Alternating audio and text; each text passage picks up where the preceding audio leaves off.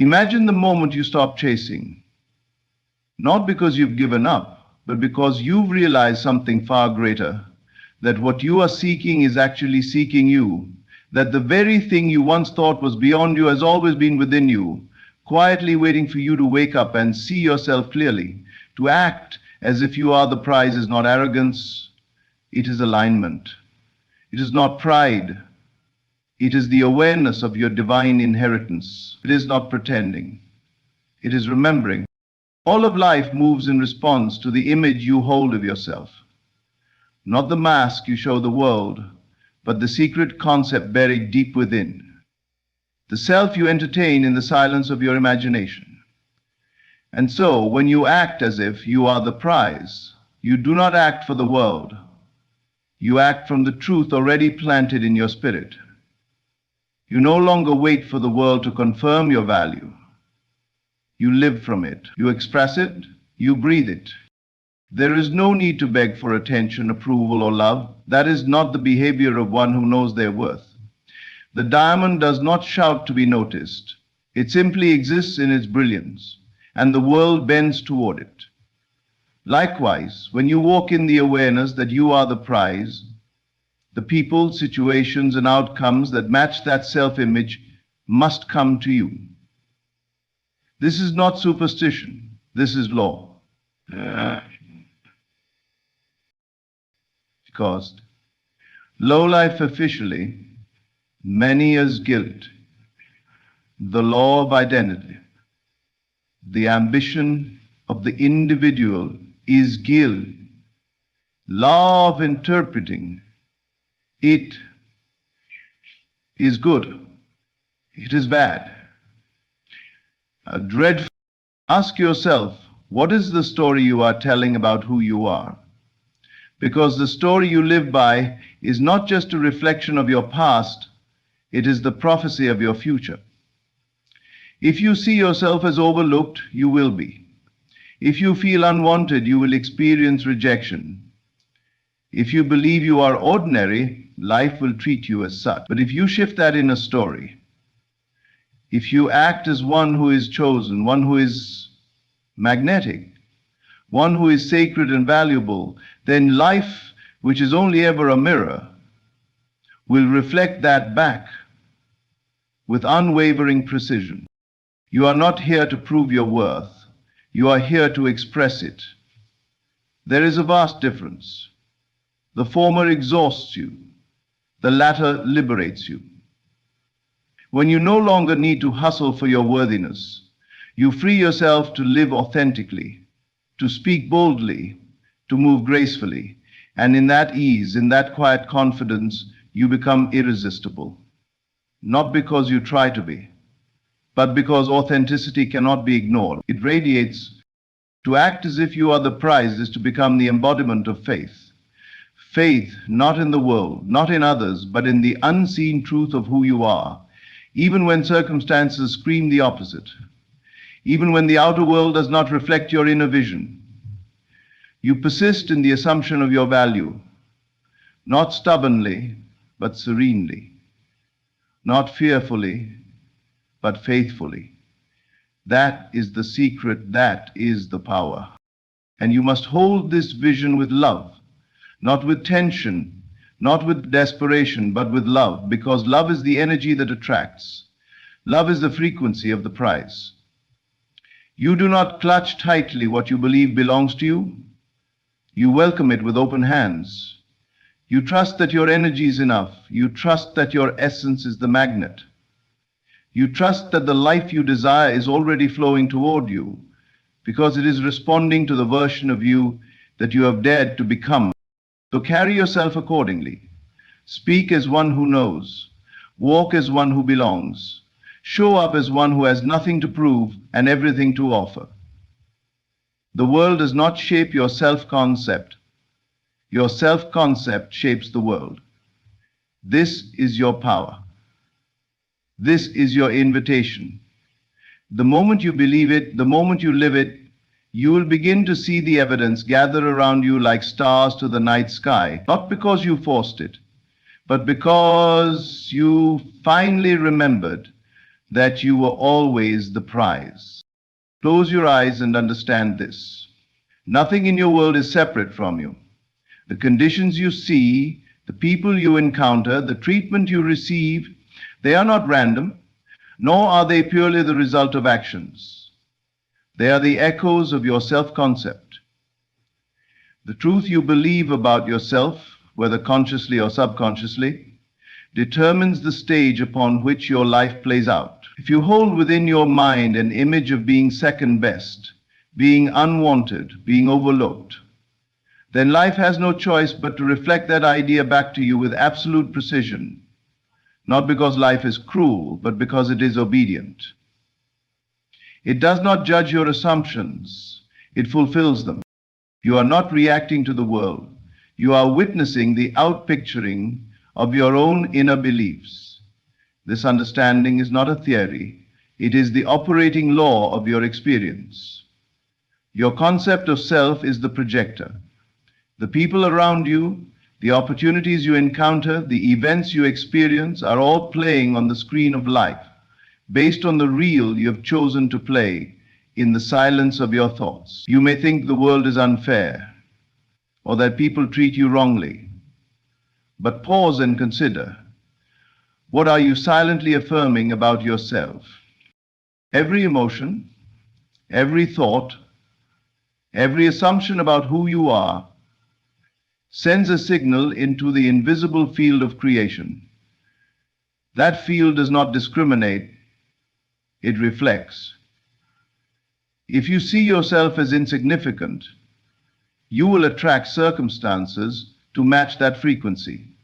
If you see yourself as worthy, valuable, radiant, then even if the external seems unchanged for a moment, it must bend to accommodate your new self-image. You are not powerless.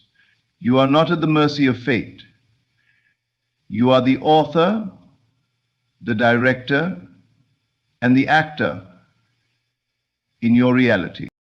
And what is so striking, so beautifully simple, yet often misunderstood, is that you do not have to force the external world to change, you only have to change the internal story. The world responds, it doesn't initiate. That's the illusion so many fall into, thinking that outer shifts will heal the inner void. But it is never that way, it never has been. Until you see yourself as the prize, the world cannot treat you as one. Until you embody the frequency of being, chosen, adored, respected, nothing on the outside can fill that space. So you must ask yourself with complete honesty, who do I believe I am? Not in words, but in vibration. When I walk into a room, do I feel like I belong? When someone compliments me, do I feel it's true or do I doubt it? When opportunities appear, do I embrace them as deserved or shrink back because I still think I am not enough? These small, silent beliefs shape the totality of your life. Your reality cannot outgrow your concept of self. This is why pretending never works. You cannot simply speak affirmations while holding a contradictory image in your imagination. You must feel the truth of them. You must live from the assumption. The feeling of being the prize must saturate your inner world so deeply that it becomes more real to you than your current surroundings. The world around you may still echo an old concept, but you do not waver. You persist in the new idea. You hold it like a sacred treasure in your heart, because that is what it is. And what happens when you do this? When you truly revise the image of yourself, is that the world begins to rearrange. People begin to notice you differently. Circumstances aligned, not by chance, but by law. The law of consciousness. You are not manipulating reality, you are awakening to the truth that your inner state creates it. There is no need for struggle, no need for desperate effort. There is only the steady, calm, unshakable assumption that you are already who you desire to be. It may begin subtly. A conversation shifts, an opportunity arises, a door opens, but it's all pointing to one truth. Your self-concept has changed. And so the world must follow. Not because you chased, not because you begged, but because you became. The becoming is the secret. When you become, everything that belongs to that state flows toward you effortlessly.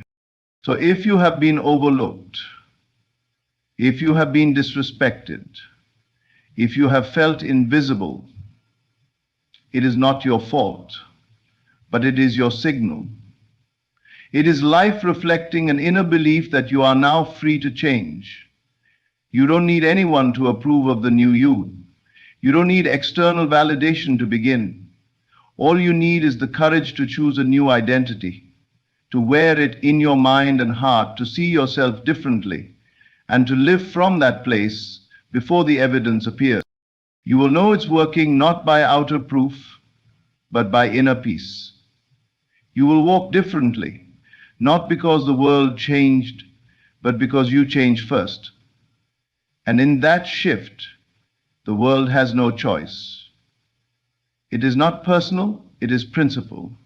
The mirror only reflects, and your inner world, rich with self-love, self-respect, and self-worth, will start to shine through every experience.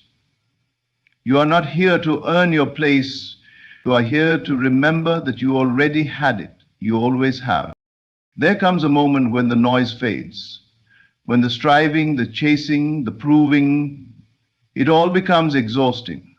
And in that quiet fatigue, something begins to awaken, a knowing, a soft whisper within that says, what if I no longer chase? Not because you don't want something, but because you've discovered that chasing implies it's running away.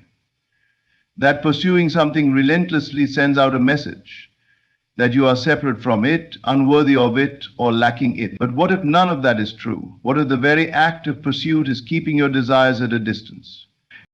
There is a profound shift that occurs the moment you stop chasing and begin embodying.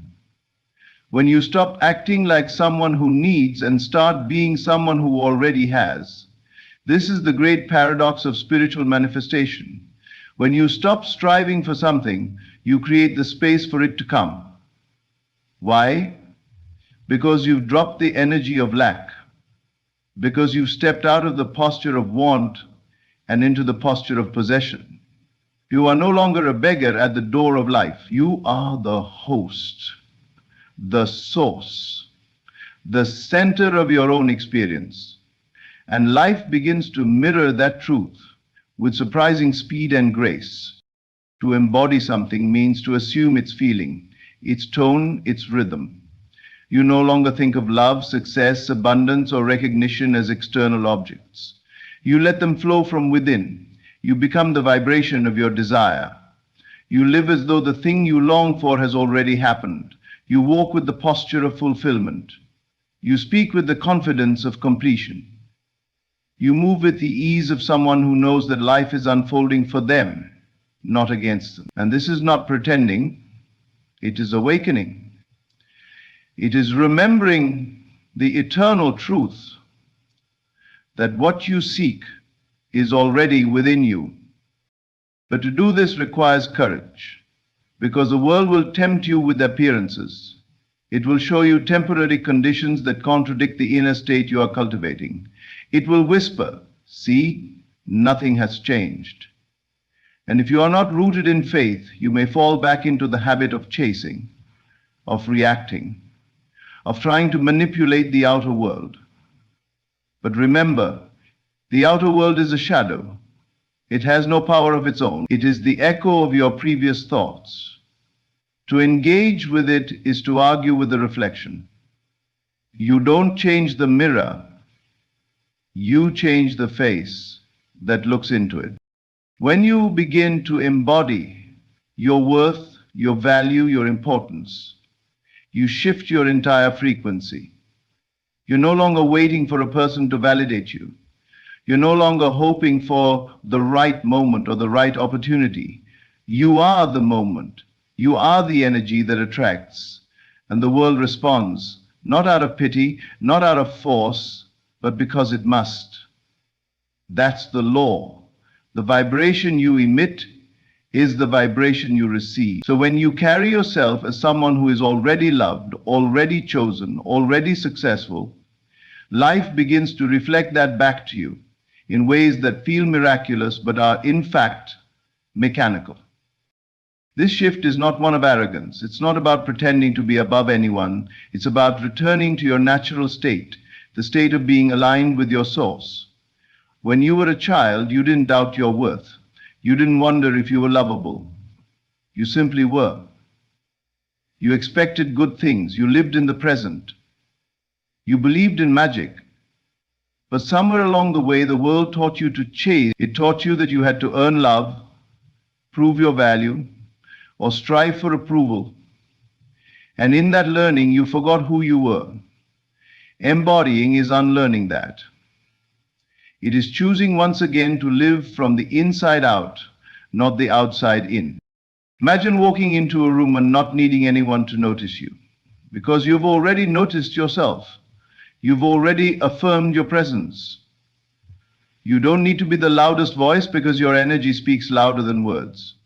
You don't need to convince anyone of your value because your presence already radiates it. That is the power of embodiment.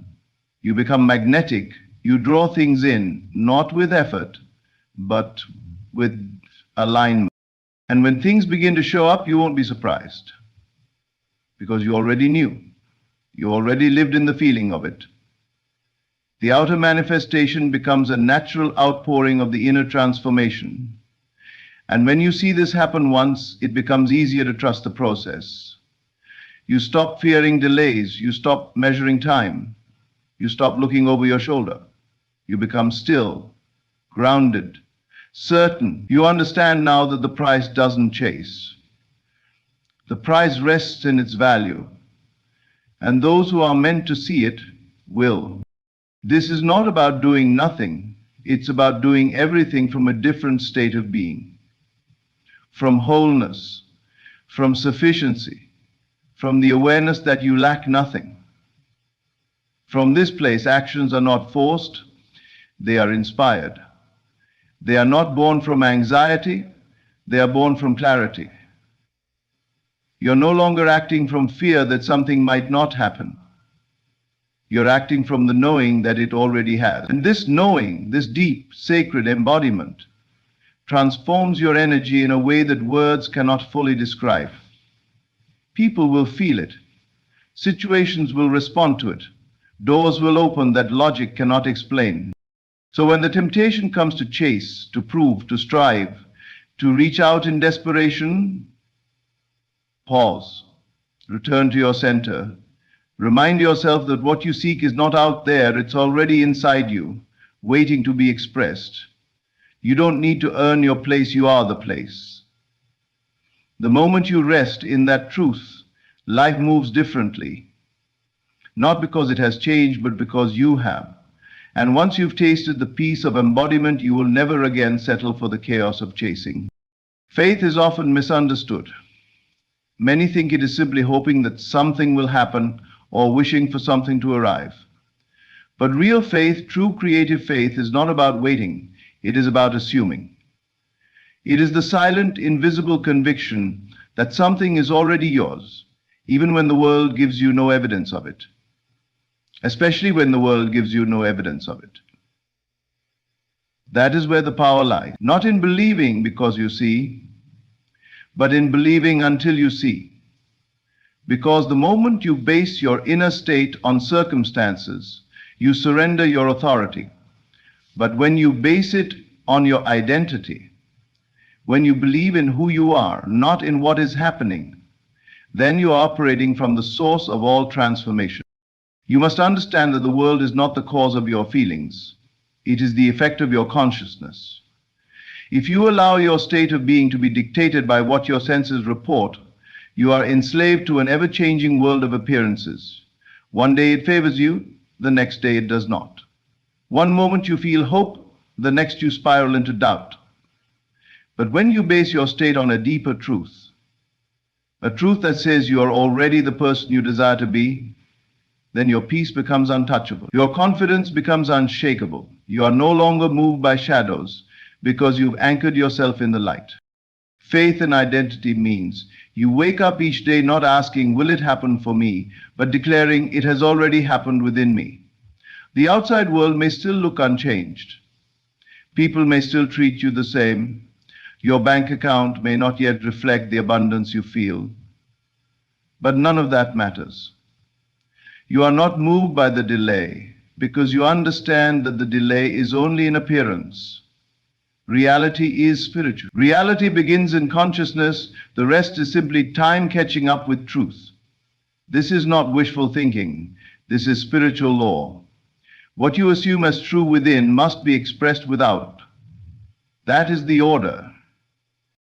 There is a sacred boldness required here, the boldness to stand tall in a desert and declare yourself soaked in rain, the boldness to feel rich while your wallet is empty, the boldness to walk with love in your heart while betrayal still echoes through your memories.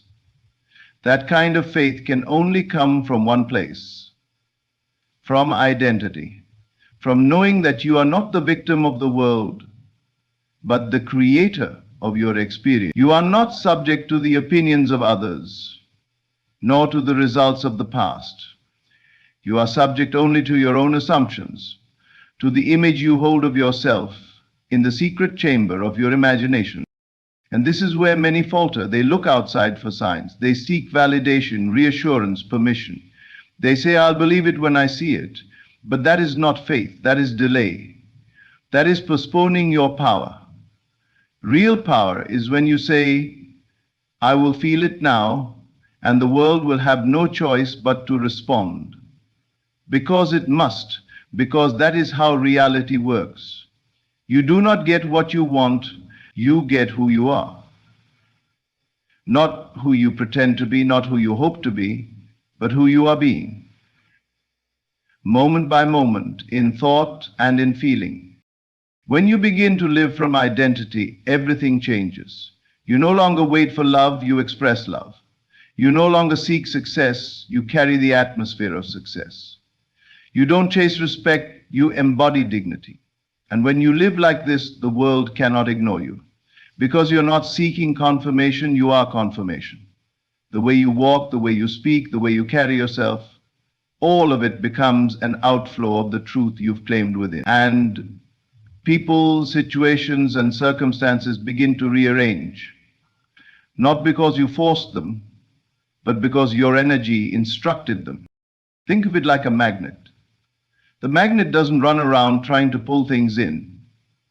It simply holds its frequency. It remains in its state, and by the law of its being, it attracts. You are the same. When you hold the state of your desired identity, life bends toward you. You don't have to explain yourself. You don't have to prove anything. You don't have to beg. Your assumption does the work. Your conviction becomes the call. Your inner world becomes the mold into which the outer world must be poured. It is not your job to figure out the how. That is the domain of the unseen. Your job is to remain faithful to the state, to walk in it, feel from it, speak from it, and rest in it. When doubt whispers, you return to the feeling. When fear arises, you choose again. You choose to identify with the version of you that has already arrived, because if you stay there, if you refuse to abandon that identity, the world must come into agreement with you. It has no other option. What is held persistently in consciousness must become fact. That is the eternal promise. And when you live like this, you will start to notice miracles, not because they are miracles, but because you've spent so long living by facts that you've forgotten your power.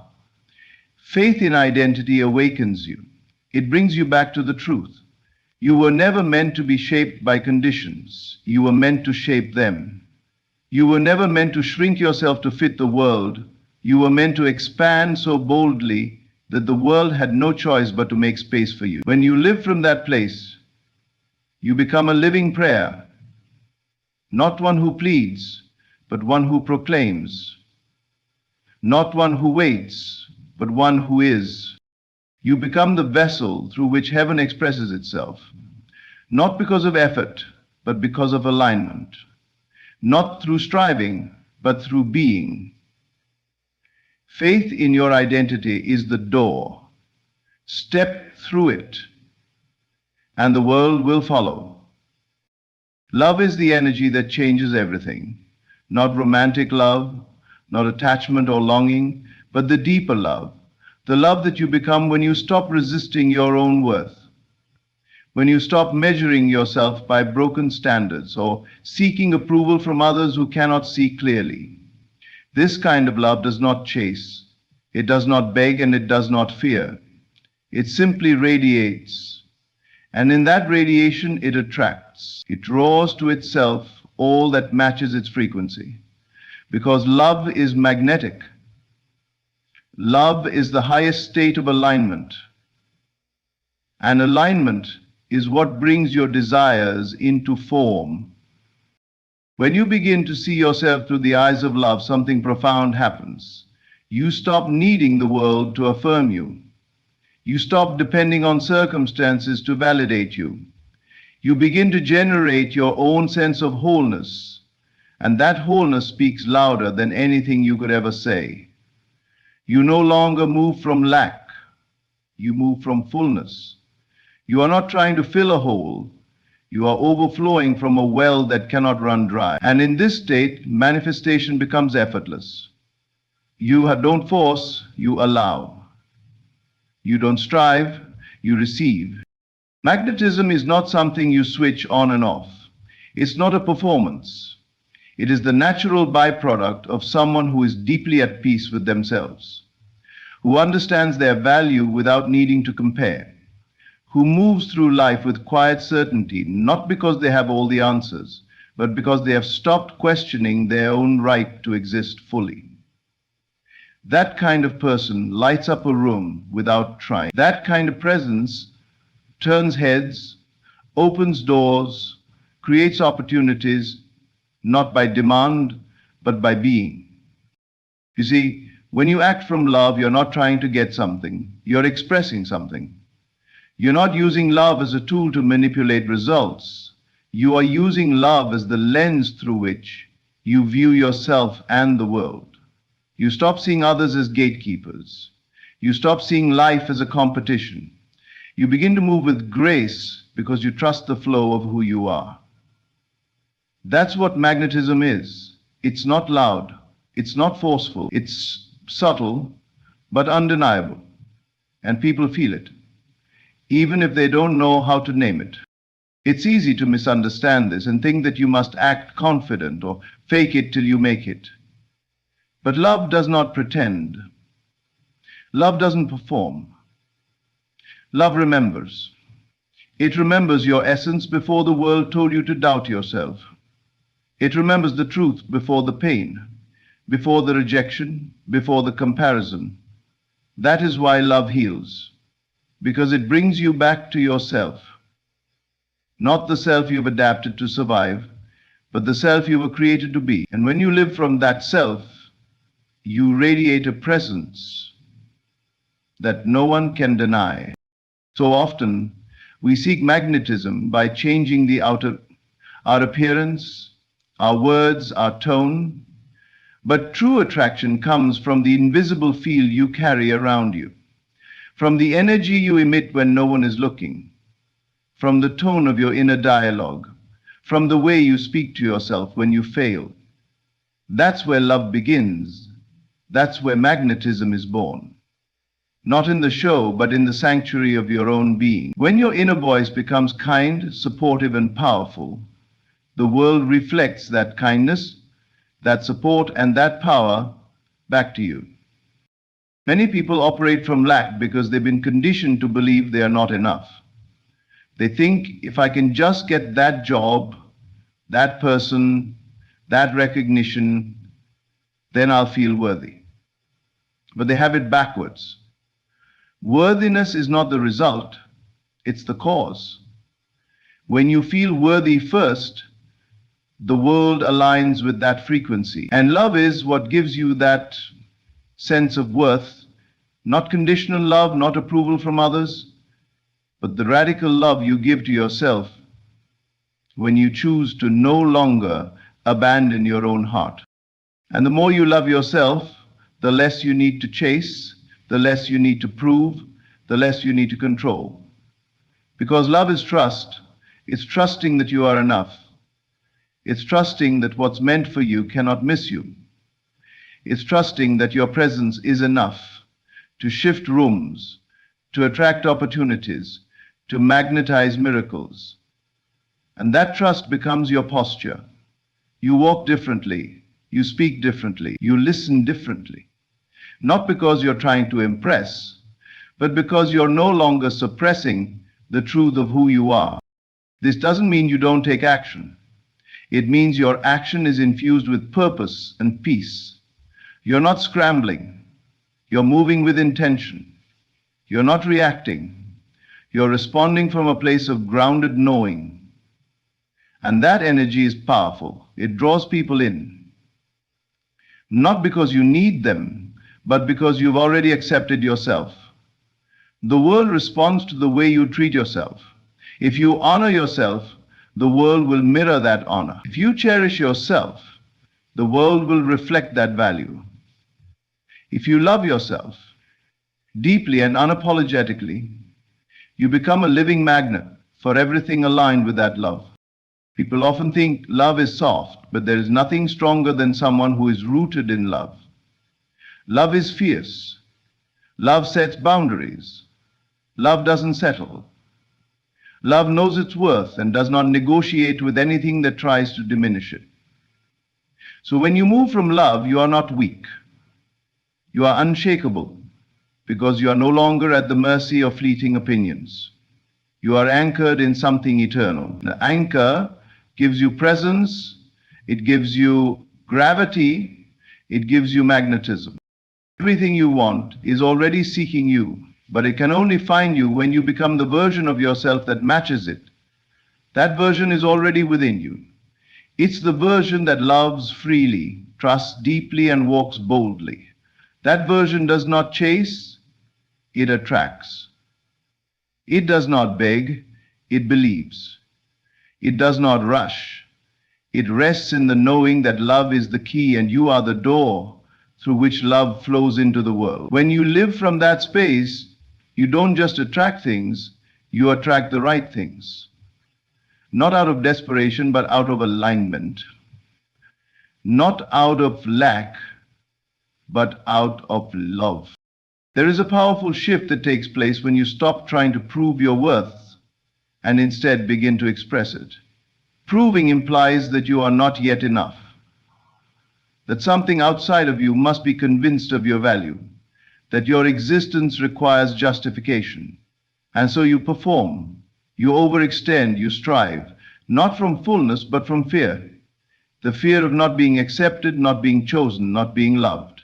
But the moment you drop the need to be validated, the moment you release the burden of performance, a new reality begins to unfold. One where your very being becomes enough, where your essence is the message and your presence is the proof. You were never created to live in pursuit of worth. You were designed to radiate it. And yet the world taught you otherwise. From a young age, perhaps you were told that achievement equals acceptance, that love must be earned, that beauty must be performed, that success must be demonstrated endlessly to avoid being forgotten.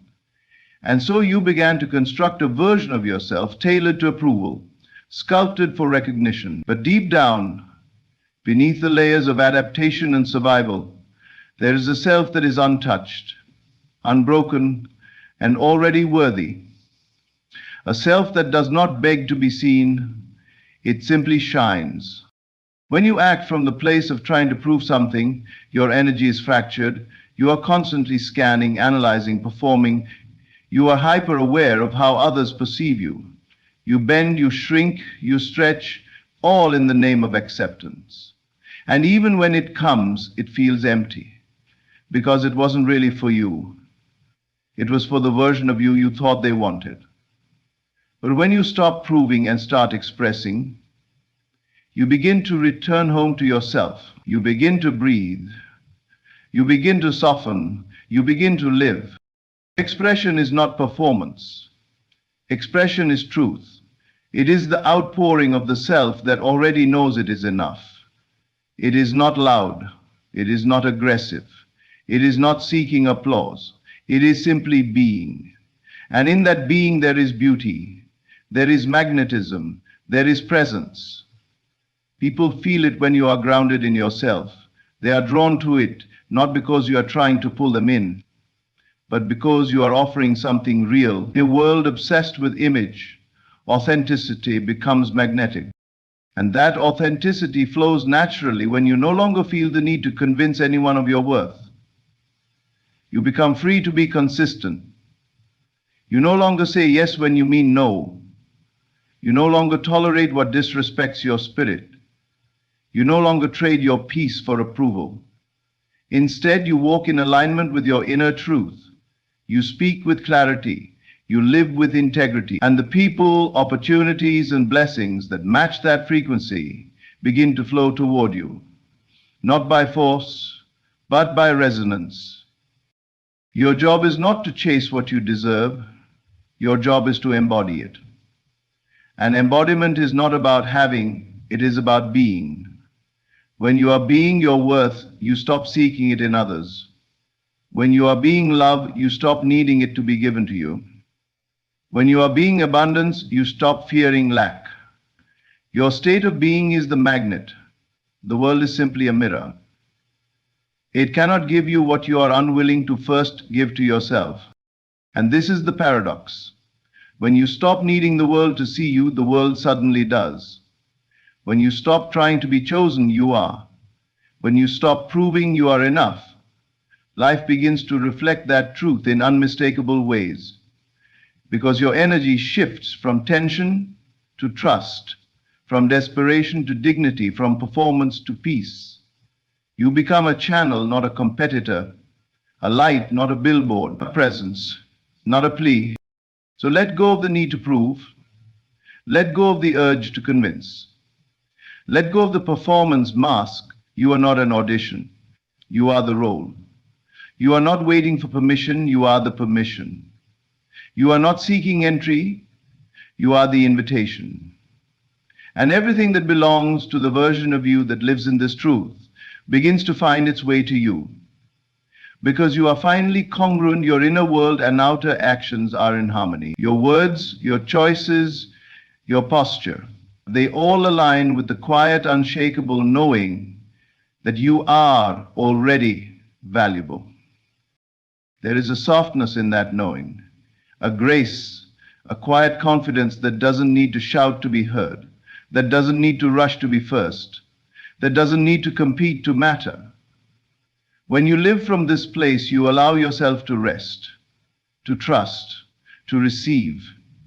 You stop fighting battles that don't belong to you. You stop entering rooms where you have to earn your seat.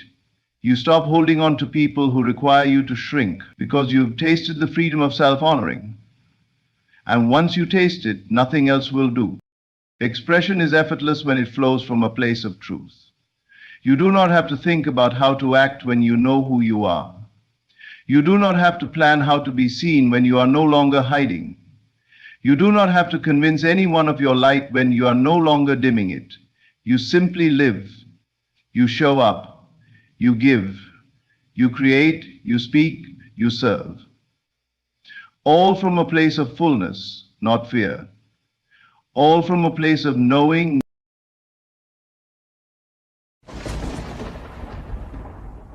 When you desire something, when a dream is placed in your heart, you must act as though it is already yours, not in the distant future, not at some point when circumstances align, but now.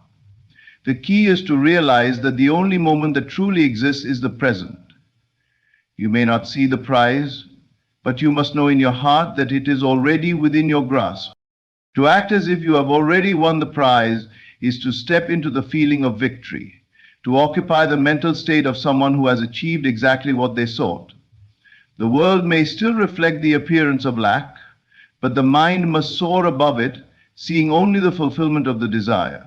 You must embody the feeling of the wish fulfilled, not as a future possibility, but as an undeniable present reality. Imagine how you would carry yourself if the prize were already yours. Feel the excitement, the peace, the sense of accomplishment that would fill you. Walk with the confidence of one who knows the outcome has already been decided, for indeed it has. Your thoughts and actions must align with that knowing, and the world, in its own time, will bend to that certainty. You are not waiting for the prize to be handed to you, nor for the conditions to change before you step into your greatness. The conditions are merely the reflection of your inner state. Change the state of your mind, and the world will follow. Let your actions reflect your inner belief. If you truly believe you have won, then walk as though you are the one who has already crossed the finish line. The power lies not in wishing or hoping, but in feeling the reality of your desire as if it were already here.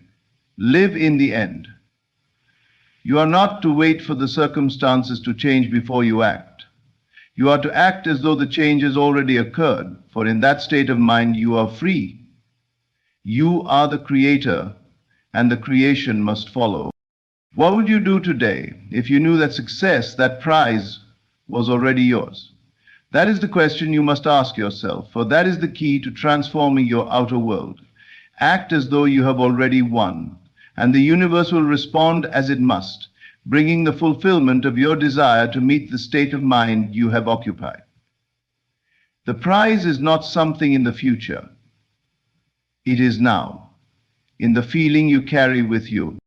The present moment is all we truly possess. The past is gone. The future is unknown. But within the ever unfolding now, we have the power to shape and create our reality. Too often, we find ourselves trapped in a mental cycle of waiting for the right time, the right opportunity, or the right circumstances to take action. We tell ourselves that we'll begin once things align, once the stars are in place, or once we have the perfect condition. But the truth is, the perfect moment is not some distant point in the future. It is right here, right now. And it is only by fully embracing the present moment that we can begin to manifest our desires and live the life we envision. We are constantly conditioned by the world around us to think that success or fulfillment is something we must attain in the future, something that is just out of reach. We are taught to wait for the right moment, to delay our actions until the circumstances align with our goals. But this waiting game keeps us stuck. It keeps us in a state of perpetual longing, never truly stepping into the realization of our desires. When we hold on to the belief that we must wait for some future event to occur before we act, we are denying ourselves the power that resides within the present. The key to unlocking the desires of your heart is not to wait for the world to change, but to change your perspective on the world. You don't need to wait for the right moment. The right moment is always now. You can begin to live as though your dreams have already come true, regardless of the external circumstances. It is in this act of fully embracing the present moment, of fully inhabiting the feeling of having already achieved your desires, that you begin to align yourself with the universe's infinite abundance. The power to create the life you want is not found in the future. It is found in your ability to act and feel as though the dream is already a reality. When you begin to live in the present, you shift your focus away from what is missing in your life to what you already have. In the moment, there is no lack. There is only the fullness of what you choose to experience. The mind's tendency to dwell on past regrets or future anxieties pulls us out of the now and places our attention on what we don't have or what we hope to gain.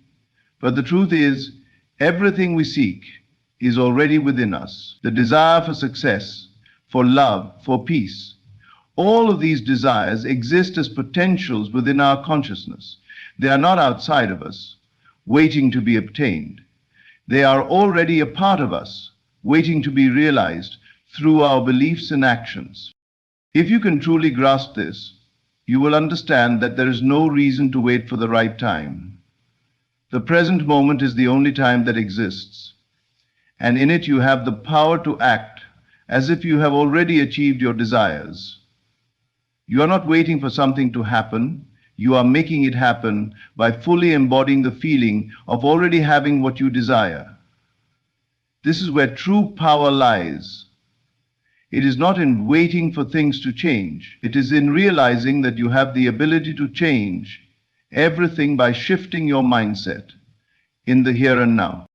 This doesn't mean you should ignore practical steps or responsibilities. It means that in everything you do, you must act as though the desired outcome has already been achieved. When you begin to live as if you have already won the prize, you align your thoughts, feelings, and actions with that truth. This is not about pretending or pretending to be something you are not. It is about embodying the essence of what you are already in the process of becoming. You are simply acknowledging the potential that is already within you, and then acting from that place of knowing. When you are truly present, you are not distracted by what might be or what could have been. You are not held back by fears of the future or regrets of the past. Instead, you are fully engaged in the now, where all creation occurs. You become the creator of your experience, choosing in this moment to live as if your desires have already come to pass.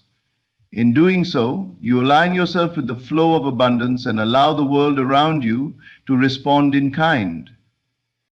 Living in the present moment also means releasing attachment to specific outcomes. When we are attached to a particular way of achieving our desires, we limit the infinite possibilities that the universe can offer. By acting as though you've already won the prize, you allow the universe to bring the prize to you in whatever form it chooses. You are no longer tied to a single path or method. You trust that the universe knows the most efficient and fulfilling way to deliver your desires, and you are simply allowing it to happen. In the present moment, there is no worry about how or when things will unfold. You are free from the anxiety that comes with striving and pushing. Instead of constantly working towards something in the future, you relax into the knowing that everything is already unfolding perfectly.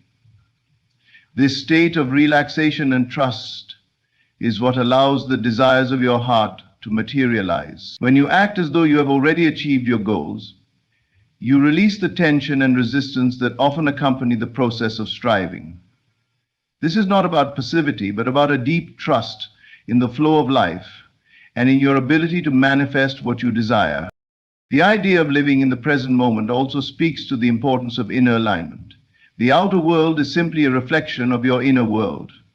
And when you are able to align your thoughts, beliefs, and emotions with your desired outcome, the universe has no choice but to reflect that alignment in your reality. This is the art of living as if you've already won the prize. It is about being in harmony with the energy of your desires, regardless of what is happening around you. When you're at peace with the present moment, you become a magnet for everything you desire.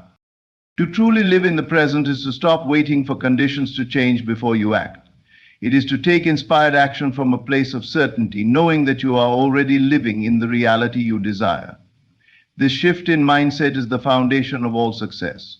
The moment you stop waiting for the world to change and begin living as if it already has, you step into the flow of creation and allow the world around you to catch up with the reality you've created in your mind. So, in every moment, choose to be present. Choose to act as though the prize has already been won. Your desires are not far off.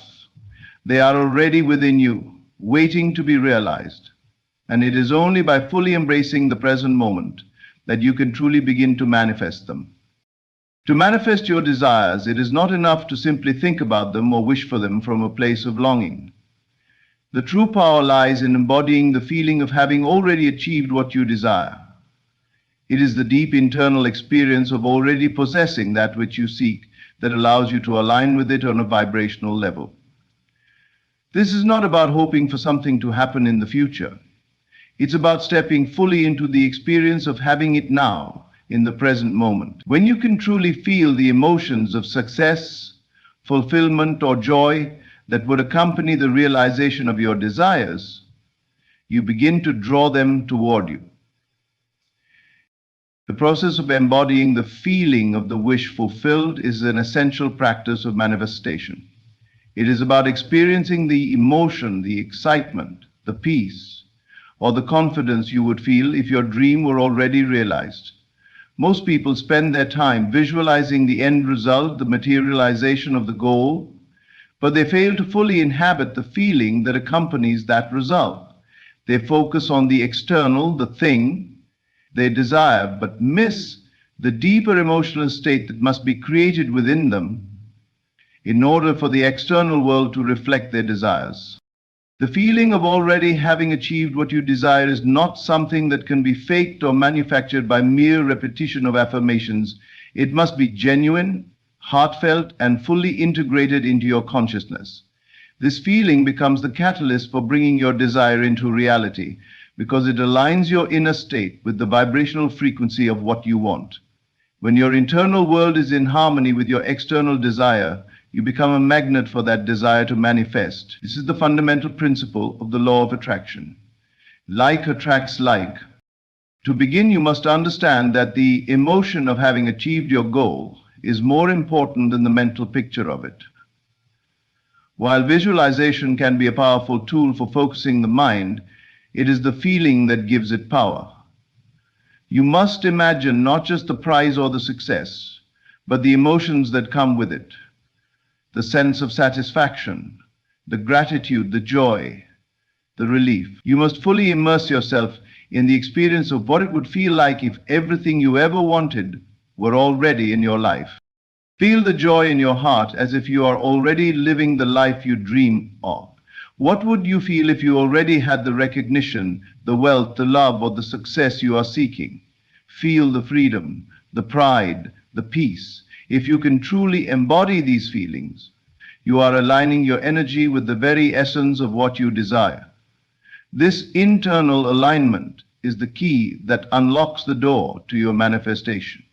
You are not waiting for the outer world to reflect this, you are creating it from within. The feelings you cultivate in the present moment are the ones that will shape your future experiences. The key to truly embodying the feeling of the wish fulfilled is to practice it consistently. It is not enough to simply feel it once or twice and expect everything to change. This must become a way of being. Just as you would practice any new skill or habit, you must continually return to the feeling of already having achieved your goal. This is not about pretending. It is about tapping into the truth that exists within you, that the potential for everything you desire already exists, and by embodying the emotions associated with it, you draw it into your life. There are many ways to practice embodying the feeling of the wish fulfilled. One of the simplest ways is through meditation or deep reflection. During these moments, close your eyes, calm your mind, and begin to imagine what it would feel like if you had already achieved your desire. What would your life be like? How would you carry yourself? How would you speak? How would you interact with others? Feel the emotions in every cell of your being. Imagine what it feels like to have that success, that love, that peace. Let the feeling fill you up and become the dominant experience in your mind and body. As you immerse yourself in these emotions, your energy field will shift, aligning with the reality you wish to create.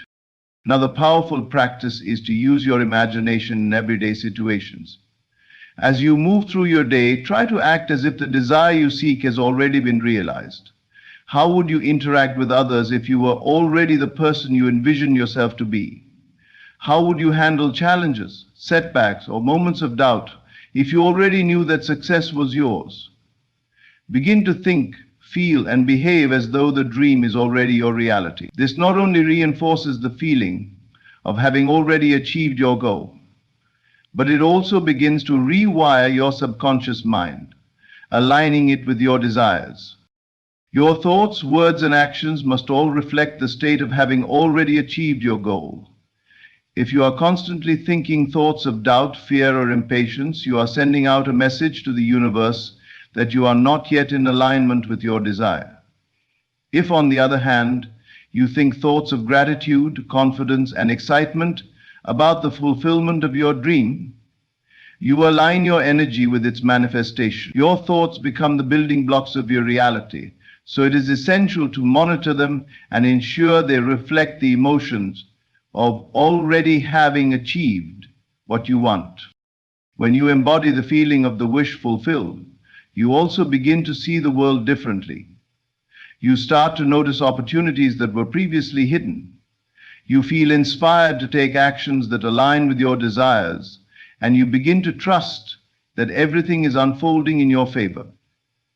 Your external world will mirror your inner state. You are filled with gratitude for what you already have, and the belief that what you desire is already on its way.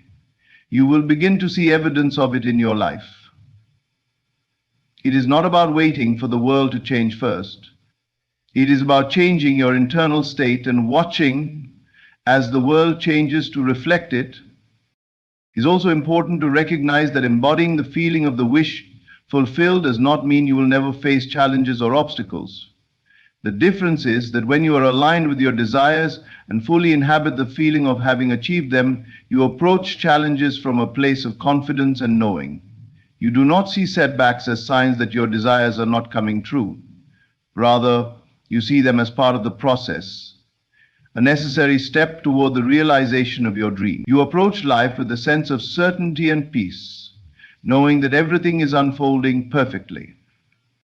By consistently embodying the feeling of the wish fulfilled, you begin to change your vibration, and in doing so, you begin to attract the people, opportunities, and circumstances that will bring your desires to fruition. The feeling of fulfillment becomes the bridge that connects you to your dreams, and it is through the cultivation of this feeling that you align yourself with the manifestation process. Every time you return to this feeling, you are strengthening your connection to your desires and allowing them to materialize in your reality. This is the secret to manifesting your dreams, not through wishful thinking or passive hoping, but through actively and consciously embodying the emotional state of already having what you want.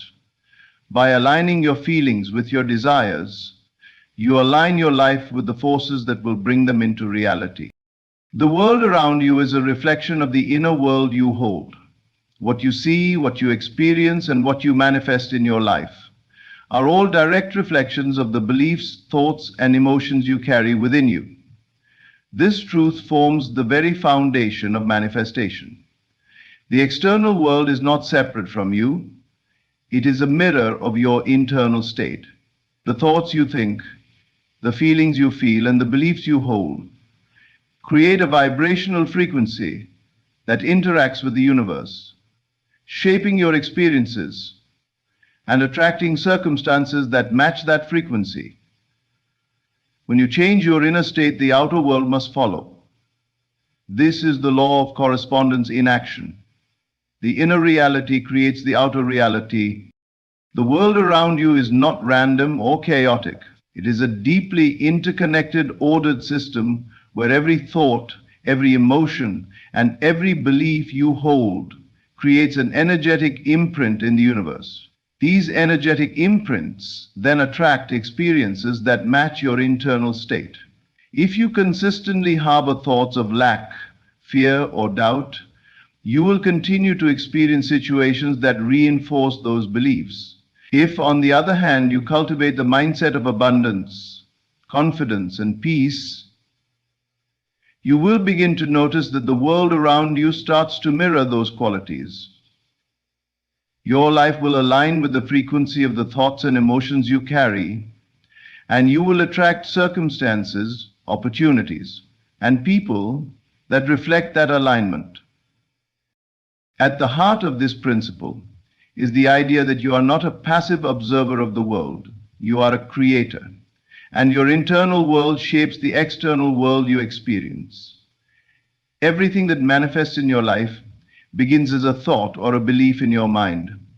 When you consistently focus on a particular thought or belief, it takes root in your subconscious mind, which in turn influences your actions, decisions, and behaviors. These actions then lead to specific outcomes and results in your life.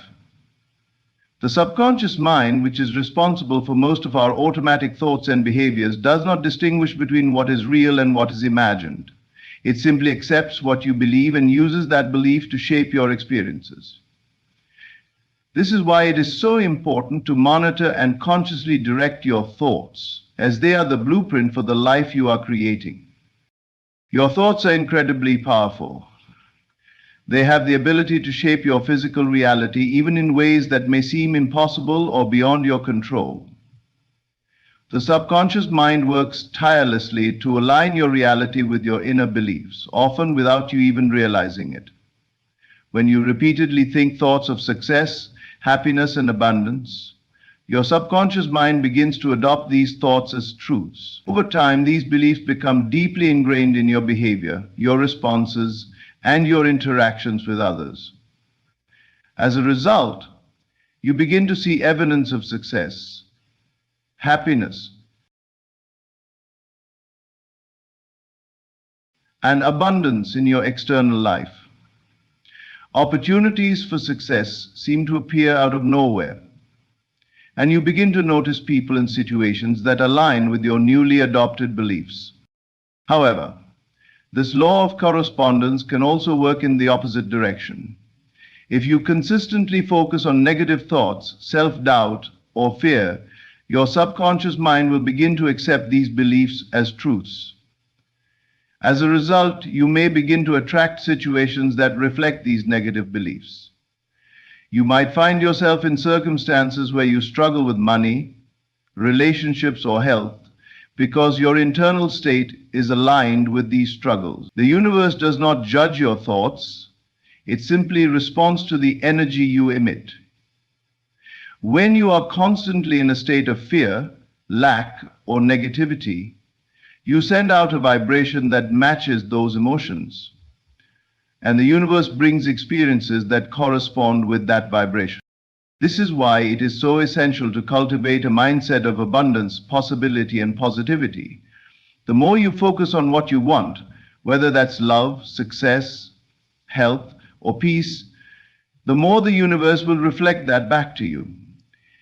It is not about denying the challenges or difficulties in life, but about choosing to focus on the opportunities and solutions that lie within those challenges. When you focus on the good, even in the midst of adversity, you begin to shift your inner state, and the outer world will begin to reflect that shift. To change your external world, you must first change your internal state. This is where the real work begins. You cannot continue to hold on to negative thoughts, limiting beliefs, and emotional patterns and expect your life to change. You must begin to actively choose thoughts and emotions that align with the life you want to create. This is not about ignoring the difficulties you face, but about shifting your perspective so that you can see those difficulties as opportunities for growth, learning, and transformation. Every situation, every experience, no matter how challenging, can be reframed as a lesson that brings you closer to your desires. One of the most powerful ways to change your inner state is through gratitude.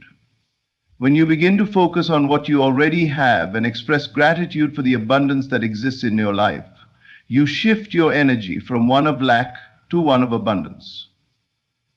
Gratitude is a powerful tool because it forces your attention onto what is working in your life rather than what isn't. Gratitude, as you express gratitude for the blessings you already have, you raise your vibrational frequency, and the universe responds by bringing more of those blessings into your life. When you are in a state of gratitude, you cannot simultaneously feel fear or lack. Gratitude shifts your energy from negativity to positivity, and this shift is reflected in your external experiences. Another way to align your inner state with your desires is through visualization and imagination. When you vividly imagine the life you want to live and feel the emotions associated with that life as though it is already yours, you begin to align your inner world with your desires. Visualization is a tool that allows you to mentally rehearse the life you want to create. creating a powerful imprint on your subconscious mind by engaging all of your senses: sight, sound, touch, taste, and smell. You create a vivid mental picture that your subconscious mind accepts as reality. The more real it feels to you, the more your subconscious mind begins to align with that picture, and your actions, thoughts, and behaviors begin to reflect that vision. Your beliefs also play a crucial role in shaping your external world. Beliefs are the mental filters through which you perceive reality, and they greatly influence how you respond to situations and opportunities. If you believe that the world is full of opportunities and abundance, you will begin to notice those opportunities everywhere. If you believe that success is difficult to attain, you will attract situations that reinforce that belief. Therefore, it is essential to examine your beliefs and challenge any that are limiting or negative. Replace them with beliefs that empower you and align with the life you want to create. When you begin to consciously align your inner world with your desires, you will notice that the outer world begins to shift in response. Opportunities will appear, people will show up, and circumstances will align to help you achieve your goals. The key is to stay focused on your internal state, knowing that it is the key to unlocking the external world you desire. As you continue to change your thoughts, beliefs, and emotions, your external reality will begin to mirror that change, creating a life that reflects the abundance, success, and fulfillment that you now embody. When you decide to act as though you have already won the prize, you are engaging in a deeply transformative process that goes beyond simple wishful thinking or surface-level positivity. To act as if you have already achieved your desires is to embody the state of fulfillment in the present moment, even before the external world has manifested your dreams. It is about living in the feeling of accomplishment, success, and abundance, rather than waiting for those external markers to affirm your worth or your success. This shift in perception and behavior is the foundation of true manifestation. Because you are no longer living in a state of lack or waiting, you are choosing to inhabit the reality you desire, and by doing so, you set the stage for its materialization. To act as if you have already won the prize means that you begin to embody the emotions, attitudes, and behaviors of someone who has already achieved their goal. It's not about pretending or faking it. It's about aligning your thoughts, emotions, and actions with the reality you want to create. When you consistently behave as though you are already the person you wish to become, your inner world begins to shift. Your confidence grows, your mindset transforms, and you naturally begin to take actions that align with the achievement of your dreams. You are no longer waiting for something to change in the external world in order to feel successful or fulfilled. Instead, you take on the energy of success, and that energy becomes magnetic, attracting the opportunities, people, and circumstances that align with that frequency. The concept of acting as if is not just about external actions, it's about internal alignment. Your inner world, the way you think and feel, must match the reality you wish to experience. If you want to manifest success, you must begin to think, feel, and act like a successful person.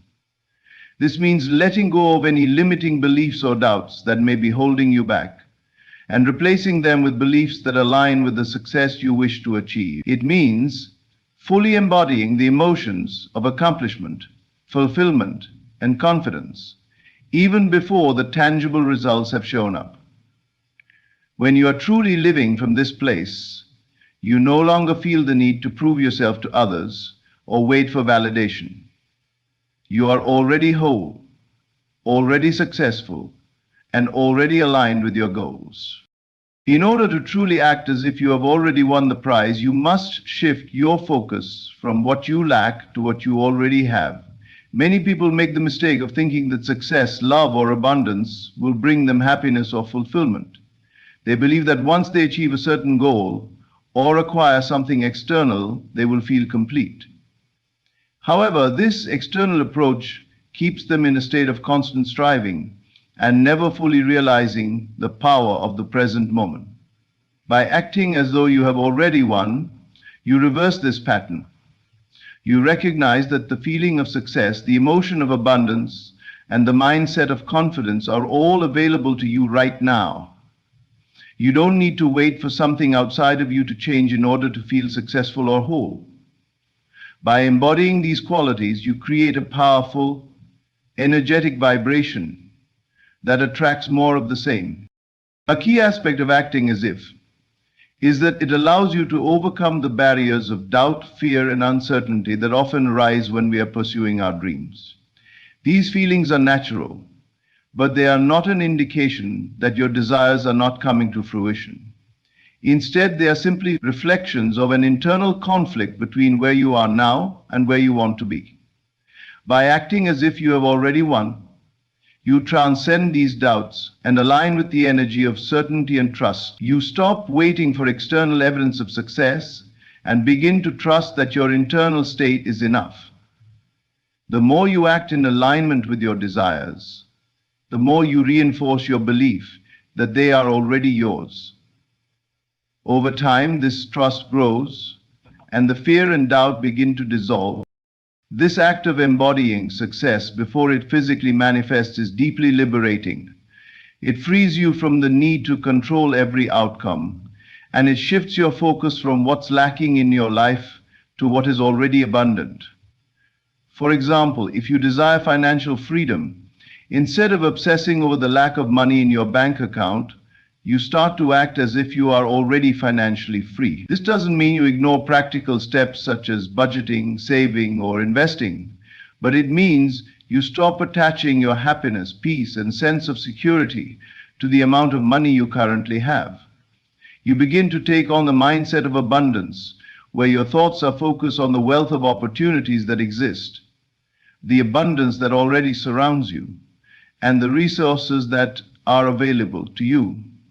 When you think and act from this place of abundance, the universe begins to respond by bringing more opportunities for financial growth and security into your life. The act of acting as if you have already won also applies to relationships. If you desire deeper, more loving connections with others, you must first cultivate that love within yourself. Acting as if you are already loved means embodying the emotions of love, kindness, and compassion in your daily interactions. You no longer need to seek validation or approval from others because you already feel whole and complete. You approach relationships from a place of giving rather than taking, knowing that the love you seek from others is already within you. This shift in energy will naturally attract the right people into your life, those who resonate with the love you are already radiating. Acting as if is not just about adopting a positive attitude, but about embodying the energy of success, abundance, and fulfillment in every aspect of your life. It is a holistic approach to manifestation, where your thoughts, feelings, and actions are all aligned with the life you wish to create.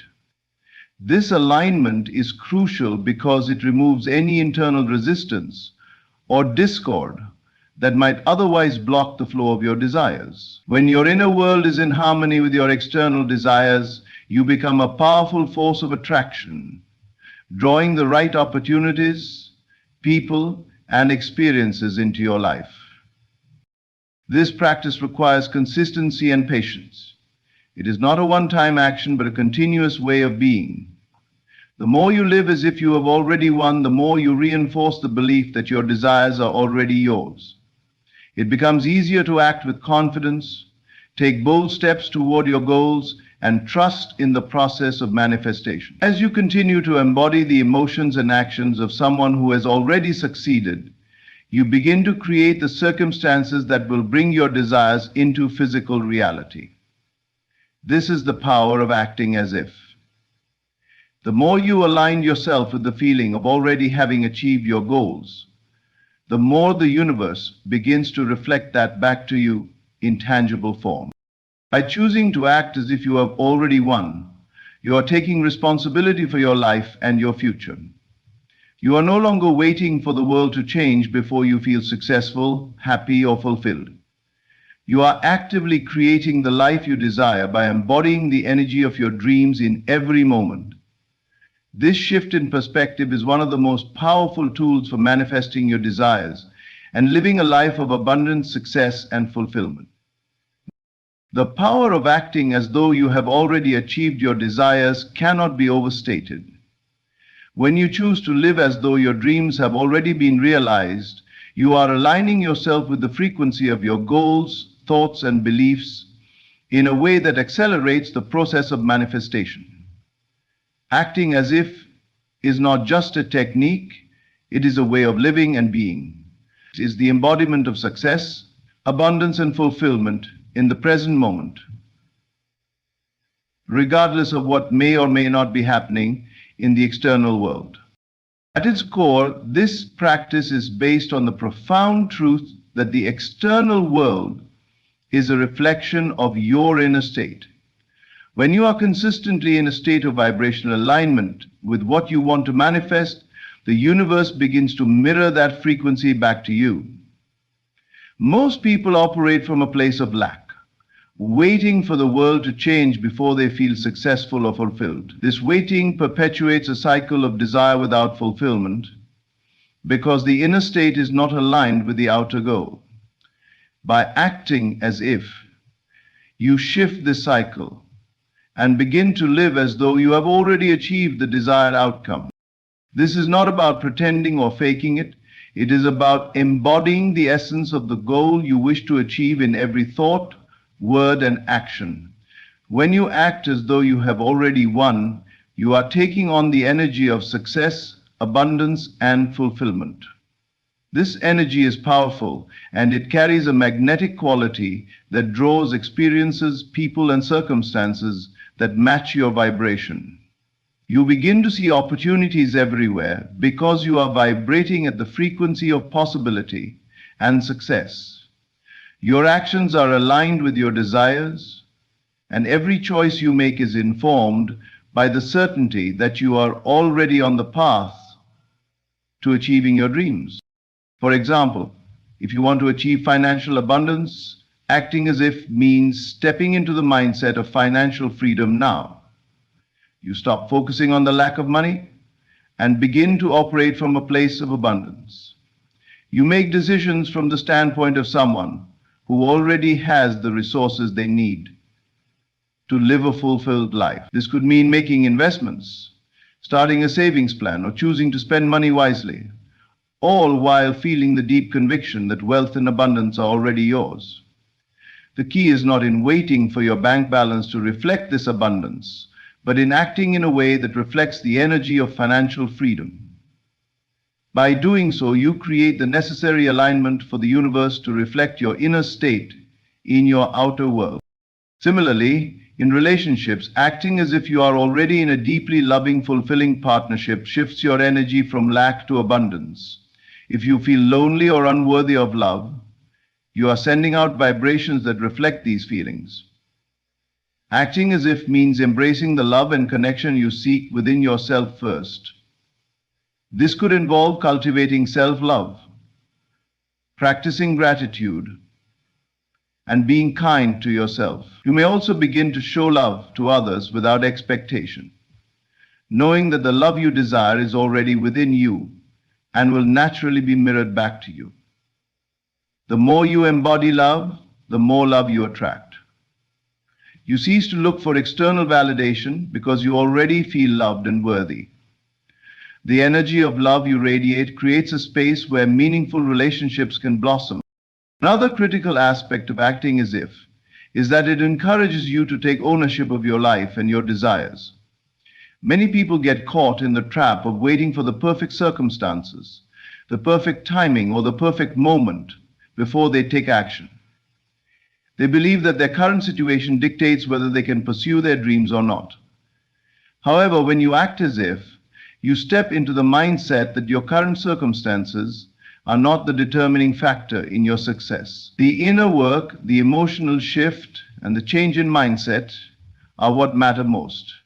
You stop waiting for permission or for external approval, and instead you create your own opportunities by living in alignment with the energy of your desires. This practice of living as though you have already won also helps to dissolve the fear of failure. Many people hesitate to take bold actions because they fear failure or the possibility of not achieving their goals. However, when you act as if you have already succeeded, you release the need for external validation and detach from the outcome. You no longer fear failure because you are already operating from the belief that success is inevitable. This shift allows you to take bold, courageous actions without hesitation because you trust in the process and believe that everything is unfolding in perfect timing. The act of living as if also shifts your identity. When you consistently behave, think, and feel like the person who has already achieved their goals, your identity begins to evolve. You no longer see yourself as someone striving for success or someone in need of change. You see yourself as the person you have always desired to be: confident, successful, abundant, and fulfilled. This shift in identity is profound because it removes any sense of separation between who you are now and who you wish to become.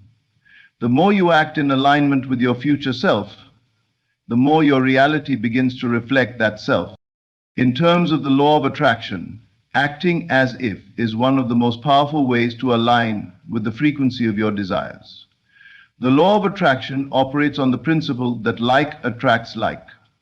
When you emit the energy of abundance, success, and fulfillment, you naturally attract people, opportunities, and circumstances that match that vibration. By acting as though you have already achieved your desires, you begin to emit the frequency of those desires, and the universe responds accordingly. You no longer need to worry about how or when your desires will manifest because you have already shifted your energy to match the desired outcome. In essence, acting as if is a daily practice of living in alignment with your highest desires.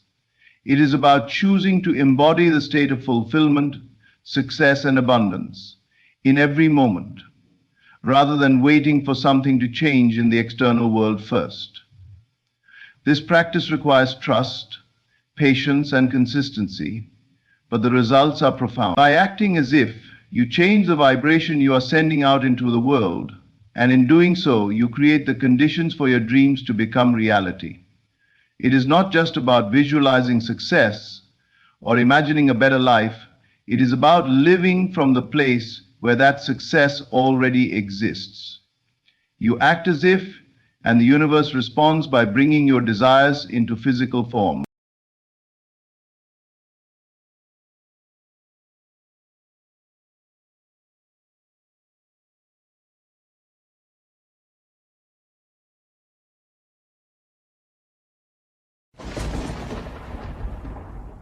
Act as if the foundation of your empire is already beneath your feet. Walk as if the soil recognizes your steps. Speak as if the world is listening for your command. Think not in terms of struggle, but in terms of certainty. You are not here to wish for an empire. You are here to become one. Begin now in the invisible world within you and feel the structure of greatness already forming. Do not look to the outer world to confirm what the inner world has not yet conceived. The world outside is but a shadow. It is the echo of your internal convictions. If you wish to rule an empire, you must first rule the empire of thought, the kingdom of imagination, the dominion of belief. Hold the image, the vision, the clarity of your destined greatness, not with desperation, not with hope alone, but with embodiment. You do not build an empire by hoping it arrives. You build it by living within it before it takes form. Feel the weight of the crown even when your head is still bare. Sit on the throne of your mind while the chair beneath you remains wooden and plain. The unseen world is more real than the one you touch. All empires first rise in silence. They are conceived in secret, in the night chambers of the soul, where no audience applauds and no enemy can sabotage. The blueprint of your destiny lies in how faithfully you inhabit your vision now. Your emotions are bricks. Your focus is mortar. Your repetition is the structure. Every moment, you are either building or breaking your empire. Every doubt is a crack in the foundation. Every declaration of belief is a pillar rising toward the sky. Choose your thoughts as a builder chooses materials. Cheap thinking cannot raise a fortress. Borrowed opinions cannot sustain a legacy. Build with gold. Build with intention. Build with the certainty that what is invisible today will be undeniable tomorrow. It is not the resources you lack, but the identity you refuse to assume. Assume the identity now. If you were building an empire, how would you wake up? What words would you speak over your day? What would you allow into your mind, and what would you cast out like thieves in a temple? If the answer is different from how you live now, then you are not yet ready to receive what you say you desire. No one hands you an empire. You become the kind of person to whom an empire is drawn. And that becoming begins in the stillness of your imagination. Not in frantic doing, but in silent knowing. You cannot beg for what you must birth. You must feel the empire into existence. Occupy it in your mind, and the world will bow to that inner sovereignty. To act as if is not to pretend. It is to create. It is to live from the end where the empire already stands, where the legacy is already written, where the influence is already flowing like rivers from the mountain of your conviction. You act as if because you know, not wish, not wait, not wonder, but know. And when doubt comes, and it will, you return to your throne. You do not argue with the storm. You sit higher than it. You do not explain your dream to those who have never seen beyond fences. You live it, quietly and powerfully, until your empire is too undeniable to ignore. The world will eventually call it luck. They will call it timing. They will say you had help. But you will know. You will remember the nights where your only companion was your belief. You will remember the hours spent in thought, in feeling, in the invisible architecture of the future you dared to make real. So start now, not next week, not when the money comes, not when others approve. Now, this moment is your cornerstone. Act as if you are building an empire, and watch as life begins to deliver every brick. Your inner world is the blueprint. That which you entertain in the secret places of the mind will one day walk through the halls of your physical reality. You are not simply thinking when you imagine. You are drafting the blueprint of all that is to come. Your thoughts are not idle. They are architectural. They are active tools, laying out the dimensions, carving the details, constructing the atmosphere of the world that will soon surround you. To believe this deeply is to stop looking at the outer world for permission. It is to stop asking for validation from appearances. Appearances are only reflections. They are never causes. The cause lies within.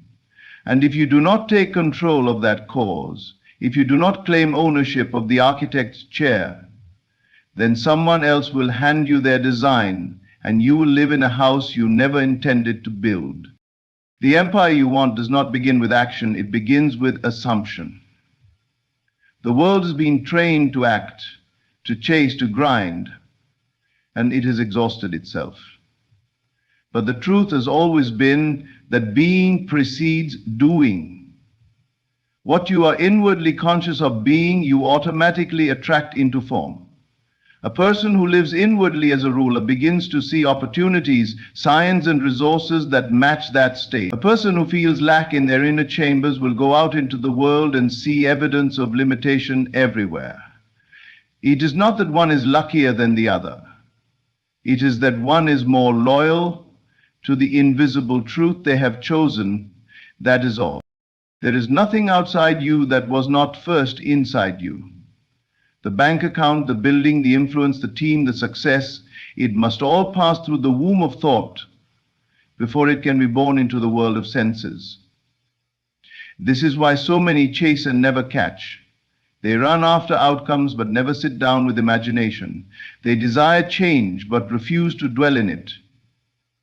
They beg for results but will not feel the result as done within themselves. The world belongs to those who know how to close their eyes and see clearly. For what you see with the eyes of the Spirit is more real than anything your natural eyes will ever witness. You may say, but I have no evidence. You have all the evidence you need, the vision, the desire, the pull inside you that says, this is mine. You are not called to believe what the world shows you. You are called to show the world what you believe. The blueprint must be honored before the building appears.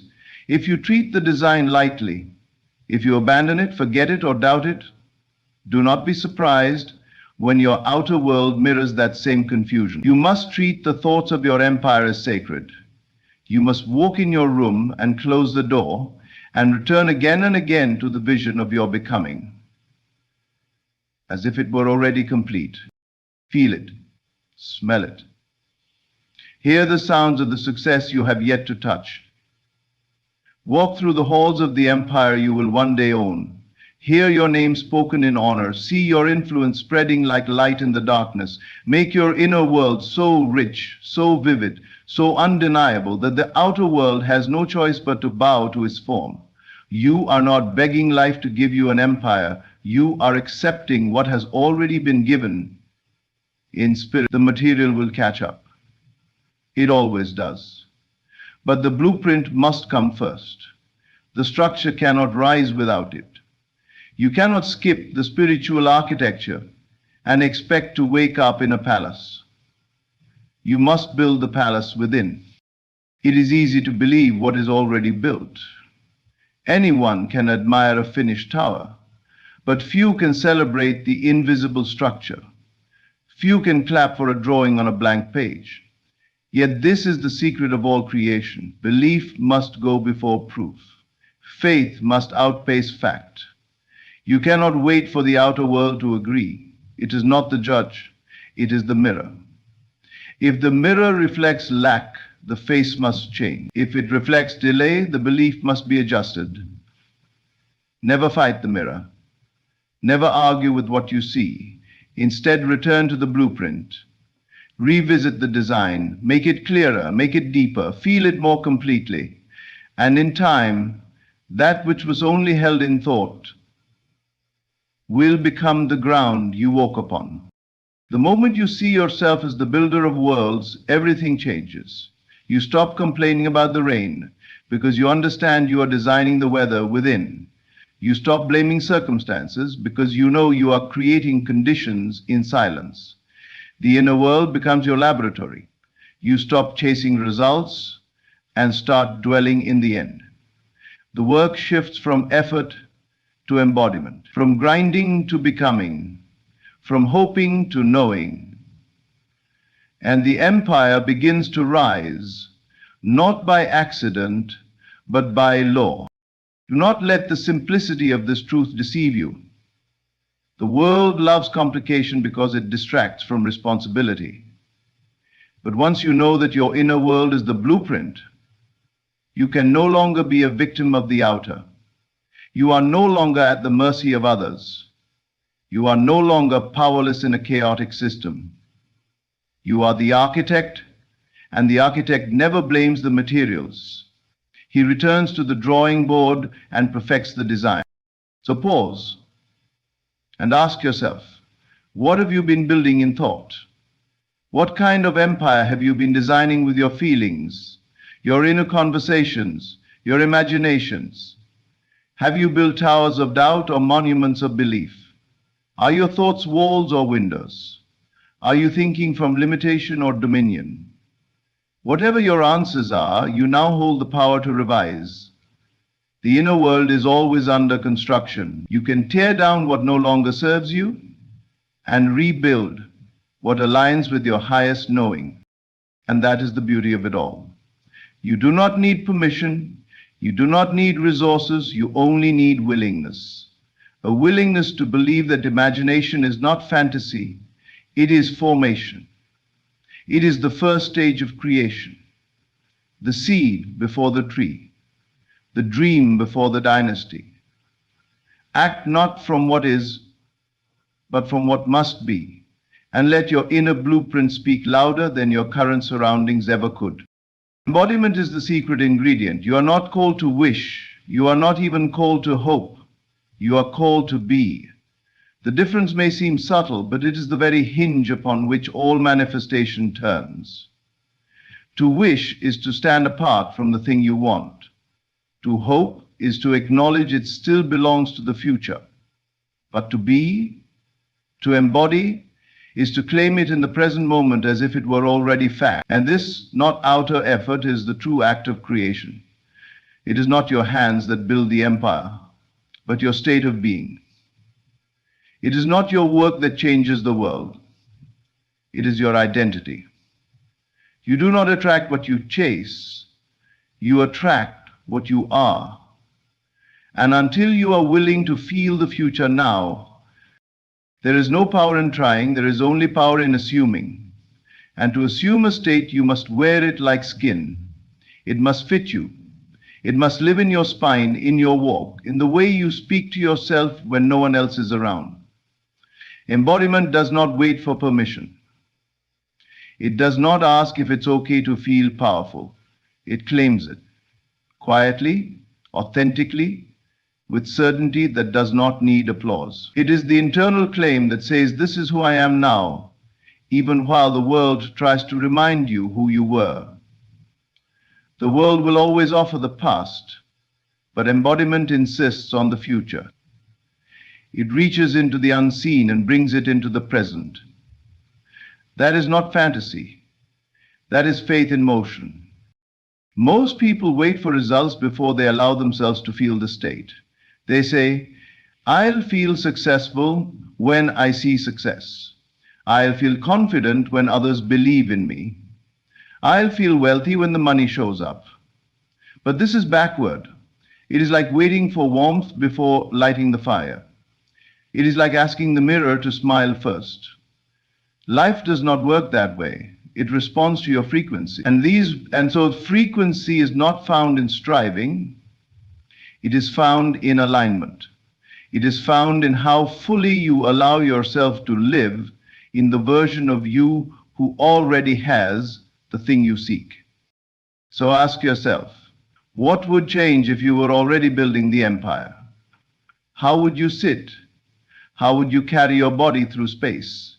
What thoughts would no longer take up your mental space? What fears would fall away, no longer worthy of your attention?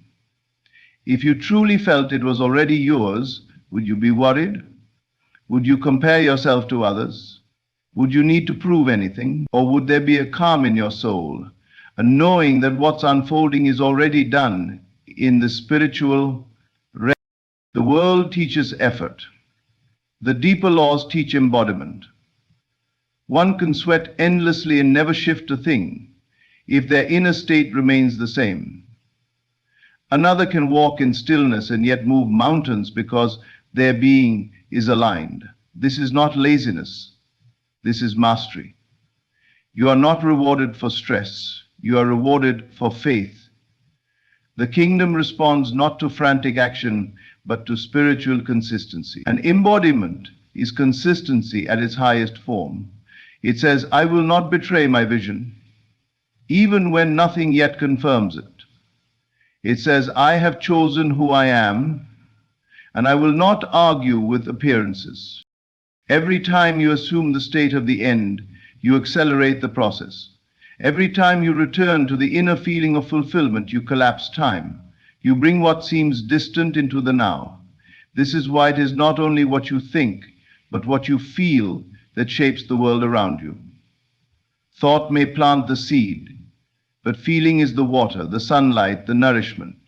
Feeling is what brings the unseen into form. An embodiment is nothing less than choosing to live in that feeling before the form appears. To live in the end is not to deny your current reality, it is to transcend it. It is to acknowledge that reality is fluid and you are the mold. It is to know that the world bends to the image you hold, and that image must be worn on the inside before it can be seen on the outside. So you practice. You rehearse not as an actor, but as a creator. You walk through the palace in your imagination. True, you speak with authority, not because you're pretending, but because your soul remembers where it came from. You are not faking it. You are returning to the truth that was hidden under layers of doubt and limitation. And as you return to that truth, you begin to move differently. You speak with clarity. You choose with decisiveness. You no longer entertain what contradicts your vision. You stop explaining your desires to those who cannot see. You no longer negotiate with disbelief. You simply embody the version of you who knows the empire is rising, and as you do, you realize that life rearranges itself around the version of you that you commit to. It does not respond to the version you speak about. It responds to the one you live as, quietly, steadily, repeatedly. So how do you know if you are truly embodying the end? You feel it in your bones. There is a peace that replaces striving, a certainty that silences fear. You are no longer looking to be convinced. You are simply aligning with what already is. You don't ask, when will it come? You declare, it is here. And that declaration does not need to be shouted. It can be whispered, because truth does not need volume. It only needs conviction. The most powerful shifts happen not in what you do, but in who you become. And becoming is a matter of assumption. You assume the role, and then reality plays its part. It is not your job to make everything happen. It is your job to remain faithful to the feeling of the fulfilled desire. Let the how unfold. Let the world do what it must. Your role is to feel, to know, to embody. And from that embodiment, every necessary thing begins to find its way to you. Not because you chased it, but because you became it. You don't become ready by waiting.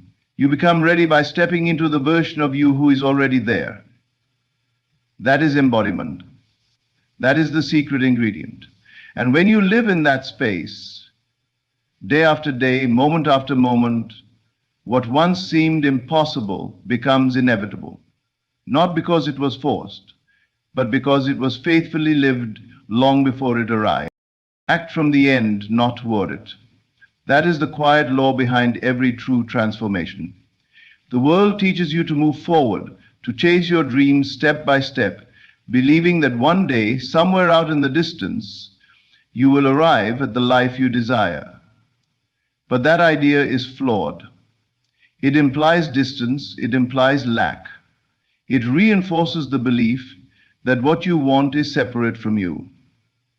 But when you act from the end, you remove the gap between you and the life you seek.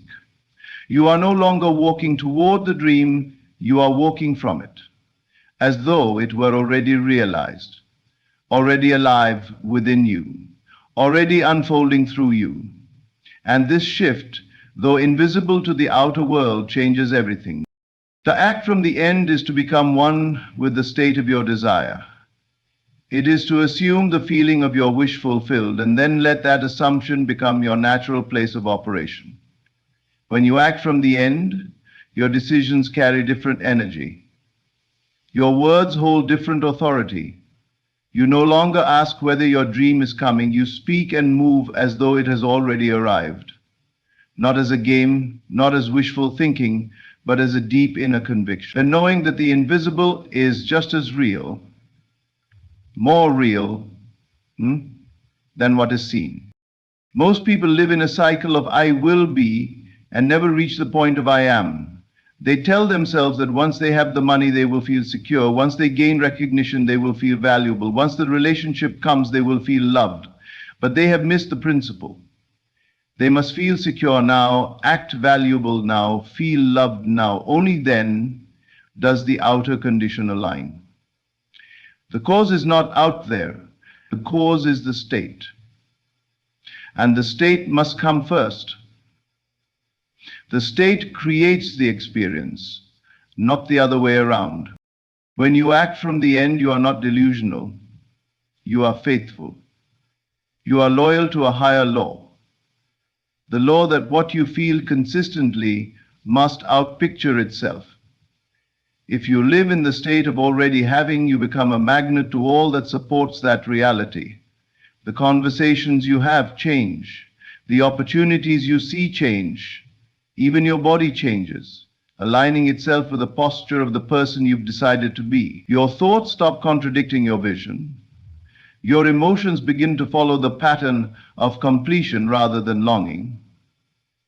And it is in that internal completion that real manifestation begins. You must not wait for the world to mirror your desire before you claim it. That waiting is what keeps people stuck. That hopefulness is disguised lack. You are not waiting for your empire to appear. You are living as the builder of it. You are walking through it in your mind. You are feeling the richness of it in your heart. You are already giving from the overflow of it in your soul. And when you live in that frequency long enough, the outer world must conform. Not maybe, not sometimes, it must. Because the outer world is the projection of the inner world.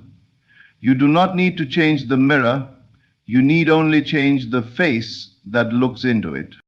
To act from the end is to trust the unseen more than the seen. It is to accept that the higher reality is not the one in front of your eyes, but the one behind them. It is to live as if the entire world were a stage and you had already rehearsed this role 1,000 times. It is not arrogance, it is alignment.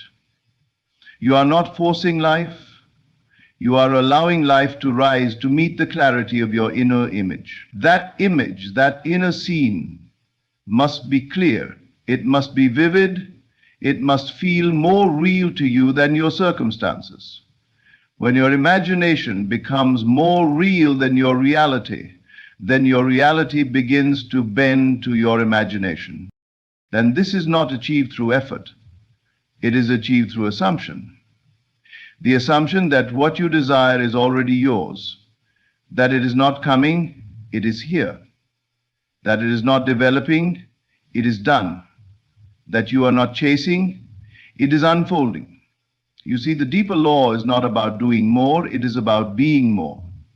Being more anchored in the end, more faithful to the feeling of completion, more consistent in your identity as the one who already has. That identity will guide your actions. It will inform your speech, it will shape your reactions, and as you remain in that state, you will find that life becomes strangely cooperative. Doors open without knocking, people call without you reaching out, answers arrive before questions are asked, but this requires discipline. Not outer discipline, but inner consistency. You cannot act from the end on Monday and collapse into doubt by Tuesday. You must return again and again to the end. You must dwell there, make it your home, make it your default.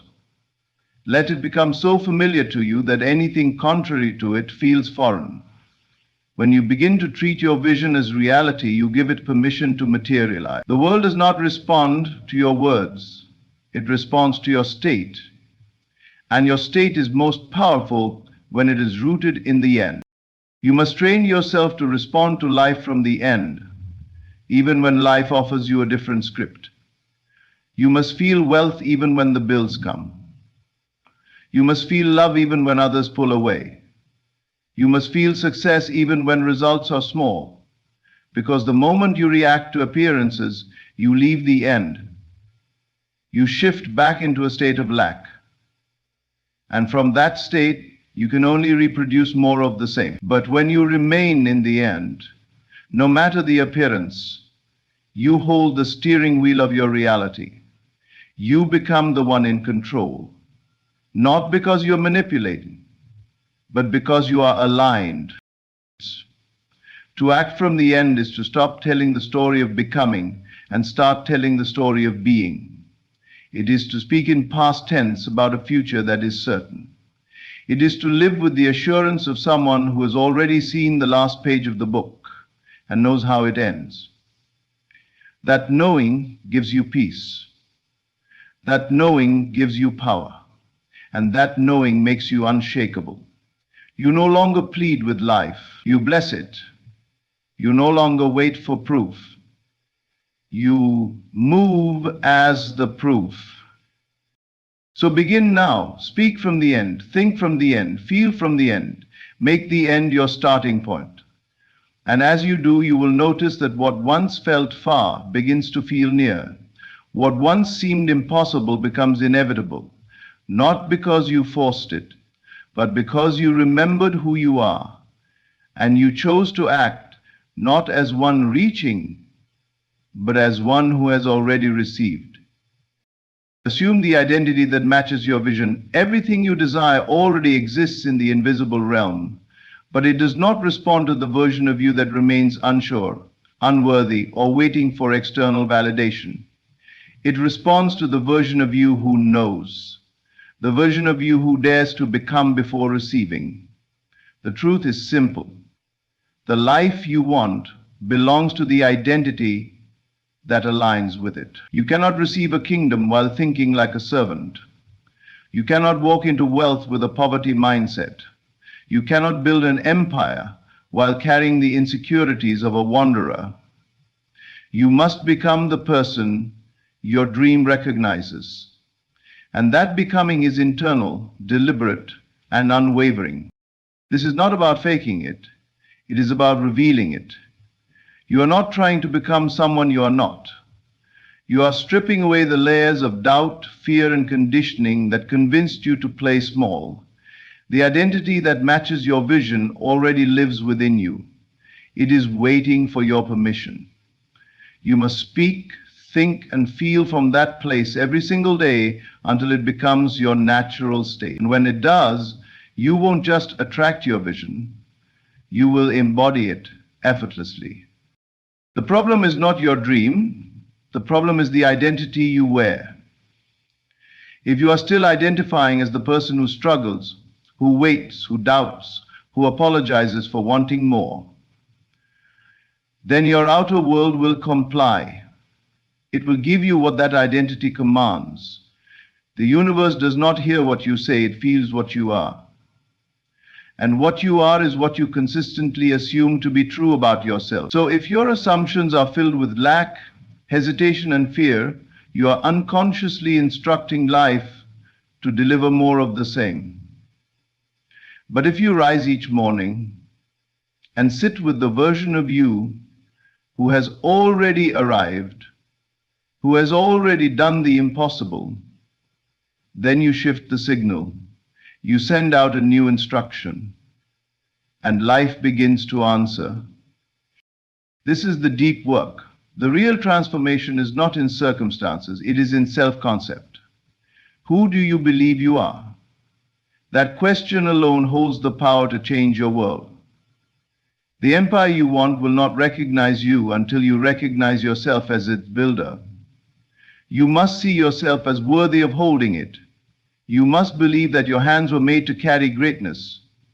You must stop trying to prove your worth and start living from it. Because the moment you decide that you are the person who receives, you change the game entirely.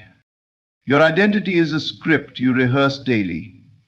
Most people rehearse their limitations. They recite their doubts like prayers.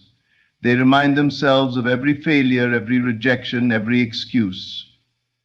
But what if you chose a different story? What if you wrote a new script, one where you were capable, powerful, chosen? What if you lived in that version of yourself, even before the world agreed with you? That choice is the beginning of everything. That choice tells the universe, I am ready now. And the moment you commit to that identity, without needing validation, without needing evidence, everything around you begins to shift. You must feel it deep in your being. You must imagine what that version of you would think, how they would walk, what they would no longer tolerate, how they would spend their time, who they would surround themselves with, how they would carry themselves in a room, how they would respond to setbacks. If it differs from how you live now, then your work is clear. Step into it. Practice it. Rehearse it until it is no longer practice.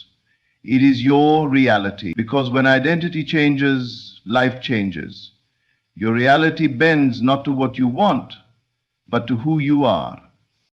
This is why effort without transformation is exhausting.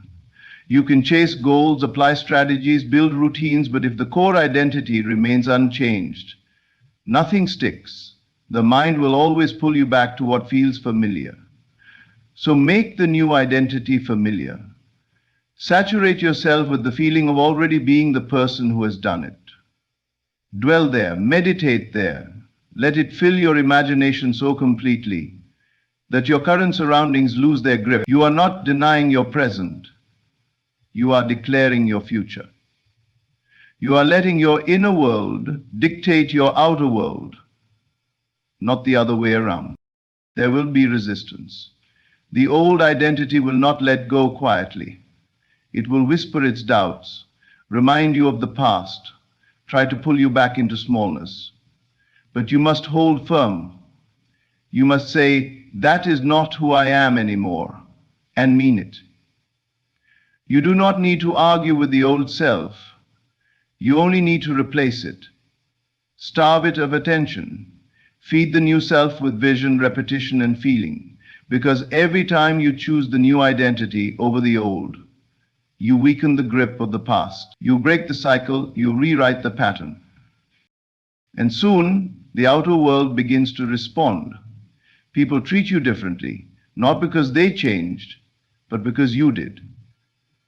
Opportunities appear, not out of thin air, but because your new self is finally able to recognize and claim them. You no longer sabotage your blessings because you finally believe you deserve them.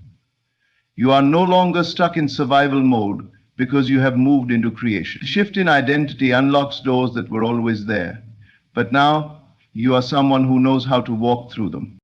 You are not becoming the version of you who builds an empire. You already are that version. You simply haven't lived from it long enough. So start now. Every thought, every word, every choice is a vote for the self you're creating. You don't have to be perfect. You don't need to have it all figured out. You just need to remain loyal to the new you. Because once that identity becomes your home, your outer world will have no choice but to catch up. It must mirror the image you hold within. And when that image is clear, when that identity is assumed with full faith, nothing can stop what is already yours in spirit from arriving in form. Faith is the builder, doubt is the demolisher. Every single moment of your life is shaped by one or the other. You are always constructing something, whether you realize it or not. Your world, your results, your circumstances, they are bricks laid by the hands of belief. When you live in faith, every thought becomes a beam of steel. Every feeling becomes cement. Every word becomes a nail, hammered into the structure of your destiny. But when you allow doubt to settle into your mind, you weaken the walls you've already built. You create cracks in what was once strong. You let fear erode what certainty had begun to establish. It's not the size of your dream that determines its strength. It's the consistency of your belief that makes it unshakable. Most people are not defeated by lack of opportunity. They are defeated by their own inner conversation. They want the dream, they pray for the breakthrough, but inside their mind, they argue against it. They entertain thoughts like, what if it doesn't happen? What if I'm not enough? What if I fail again? And with every silent whisper of fear, they take a sledgehammer to the foundation of what they're building. This is the silent sabotage. Doubt disguised as logic, fear pretending to be wisdom, caution dressed as responsibility. But you must learn to see through the disguise. You must become ruthless with the voices that challenge your destiny. If a thought weakens your vision, it does not belong in your mind. If a feeling shrinks your potential, it has no place in your heart. Faith must become your filter. To build an empire, you must treat faith like sacred ground. You cannot let just anything walk through it. You cannot allow every passing opinion, every temporary feeling, every external circumstance to step all over what you are creating. Your dream is holy. Your calling is divine. Your vision is too important to be constantly questioned by the lesser version of yourself. That lesser self is built on memory, on things that went wrong, on disappointments, on what others said couldn't be done. But you are not a creature of memory. You are a creator of vision. Faith lives in vision. Doubt lives in memory. When you choose faith, you choose to rise above the evidence of the past and claim the unseen reality of the future. Faith is not loud. It is not always emotional. It is not the high energy of temporary excitement. Faith is quiet. It is consistent. It is the calm, unshakable assurance that says, I know what I planted and I trust the seed. You don't dig up the seed every day to check if it's growing. You water it. You protect it. You believe in the invisible process. That is faith. It doesn't need applause. It doesn't need confirmation. It doesn't even need support. It just is. Faith is the willingness to keep showing up to the blueprint of your dream, even when nothing outside gives you a reason to keep going. You must decide that your faith will be stronger than your fear, because fear will come. Doubt will rise. Life will test the structure. People will challenge your confidence. Results may delay. But in all of that, the only thing that determines whether you continue building or start tearing down is what you choose to believe in that moment. Will you speak words that reinforce the structure or words that collapse it? Will you imagine outcomes that confirm your strengths or ones that fuel your weakness? This is where most people lose the battle. Not in the actions, but in the inner dialogue. The structure begins to fall long before the outer results disappear. It falls in the mind, in the acceptance of a thought that has no right to live in the world you are building. To live by faith is to become a guardian of your own mind, to watch over it like a king guards his kingdom. You don't allow sabotage within the walls. You don't negotiate with thoughts that lead to collapse. You catch doubt in its earliest form and replace it before it takes root. You don't feed it with attention. You don't water it with worry. You don't entertain it out of habit. You replace it with the image of what is already yours in spirit. You return again and again to the end result, to the feeling of completion. And you let that feeling become stronger than the facts that try to distract you.